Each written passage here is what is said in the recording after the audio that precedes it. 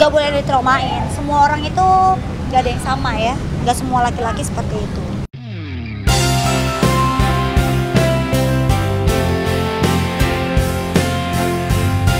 Kehidupan cinta Ayu Ting Ting bersama Angie menyisakan misteri yang tak terjawab. Walaupun Palu Hakim telah memutuskan ikatan pernikahan mereka, sampai saat ini soal kepastian tanggal pernikahan Ayu dan Angie pun masih mengambang. Dugaan pun mengarah jika ketertutupan Ayu dan Angie soal tanggal pernikahan ini berkaitan dengan kabar yang menyatakan jika Ayu telah berbadan dua, hingga akhirnya memilih menyembunyikan hari pernikahan ketimbang menanggung malu seumur hidup. Tapi apa daya, gayung tak bersambut. Rumah tangga Ayu dan Angie akhirnya berakhir di atas ketukan Palu Hakim. Ayu sendiri nampaknya lebih nyaman menyandang gelar sebagai janda daripada mengakui soal kabar tentang hubungannya dengan Angie sebelum menikah dulu. Itu urusan saya, masa saya harus kasih tahu. Kan jandanya seperti apa dulu? Ya, saya nggak pernah merasa malu atau merasa kayak gimana ya dengan status saya yang sekarang. Nggak masalah ya. Menurut saya kan emang apa masalahnya kalau saya menjadi seorang janda gitu ya. Malah mungkin ini adalah jalan terbaik yang Allah kasih buat saya. Jadi ya saya juga harus bisa buktiin gitu, walaupun saya seorang diri, saya bisa membuat anak saya nanti menjadi orang lebih sukses dari saya, itu aja. Ya kalau dibilang sedih, dibilang kecewa banget ya, karena kita lihat balik lagi kalau kita flashback tuh seperti apa sih dulunya, seperti apa pacarannya. Tapi kan ya mungkin namanya juga manusia ya, mungkin ada rasa sebel, rasa benci, ya udahlah saya terima.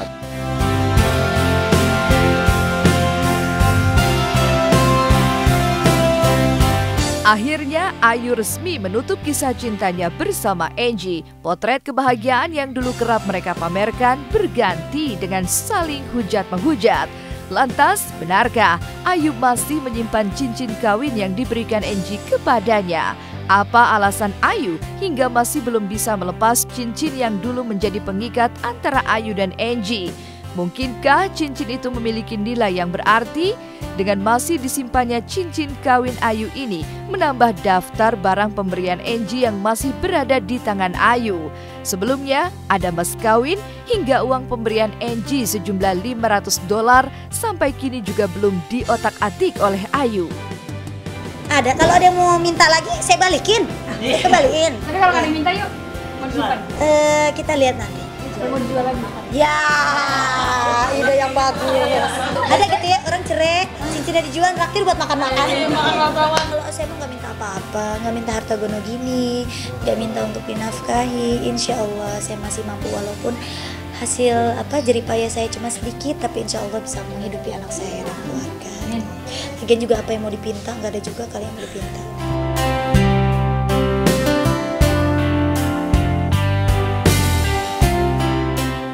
Sejatinya, cara ampuh untuk mengubur masa lalu adalah dengan mengubur pula semua kenangan, termasuk benda yang akan mengingatkan kita pada pengalaman yang menyakitkan. Namun, melihat tindakan Ayu yang masih menyimpan cincin kawinnya, mungkinkah ia masih memendam cinta pada Angie? Entahlah, bagaimanapun juga, ia dan Angie pernah larut dalam indahnya gelora asmara. Pantasnya kayak gimana? Saya udah diperlakukan seperti ini, pantasnya gimana coba? Karena dari awal juga sekali lagi saya tekankan, kalau dari awal saya udah mencoba buat memperbaiki, untuk membenarkan semuanya, biar semuanya baik lagi. Kalau emang saya ada salah, saya minta maaf kan dari awal juga, tapi tetap nggak bisa. Tapi mungkin suatu saat juga semuanya akan membaik, bisa menjadi baik lagi ya. Kenapa enggak bisa jadi baik, itu aja. Kalau mau begitu berpikir 2 kali lah. Saya sudah maafkan, siapapun itu yang sudah menyakiti hati saya dan keluarga saya sudah maafkan. Tapi tidak perlu untuk bertemu lagi. Sakit hati sepertinya telah membangkitkan dendam Ayu pada sosok Angie yang dulu sempat membuat luluh lantah hatinya. Merasa telah kecewa dengan sosok dan pribadi Angie yang ternyata bertolak belakang dari kriteria suami idaman. Benarkah kegagalan masa lalunya itu akibat ia terlena dengan mulut manis Angie? Lantas, menyesalkah Ayu telah mengenal Hendry Baskoro Hendarso? Ya, kita kan nggak tahu mulut orang di depan orang manis, kita nggak tahu hatinya juga sama, mungkin pengen berpisah seperti saya gitu ya. Pasti lebih selektif kayak gitu dan lebih Ya serahin sama orang tua aja lah ngeliatnya gimana. Pada kenyataannya, semua orang tidak ingin tercebur ke dalam lubang yang sama. Begitu pula dengan Ayu Ting Ting. Sebagai wanita muda, Ayu tetap berharap kiranya ia bisa menemukan kembali pendamping hidup yang setia kepadanya. Lantas, benarkah jika kali ini Ayu akan melibatkan orang tuanya dalam urusan jodoh?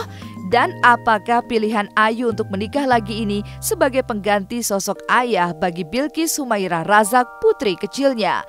Atau justru Ayu tak ingin menanggung beban hidup seorang diri?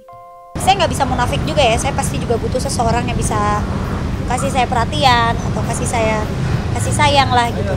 Tapi kalau untuk saat ini saya belum ada yang namanya kepikiran untuk mencari pengganti gitu, karena saya masih fokus ke Bilqis sama fokus di karir.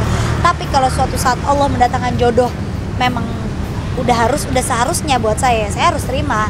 Nggak boleh ditraumain. Semua orang itu nggak ada yang sama ya, nggak semua laki-laki seperti itu.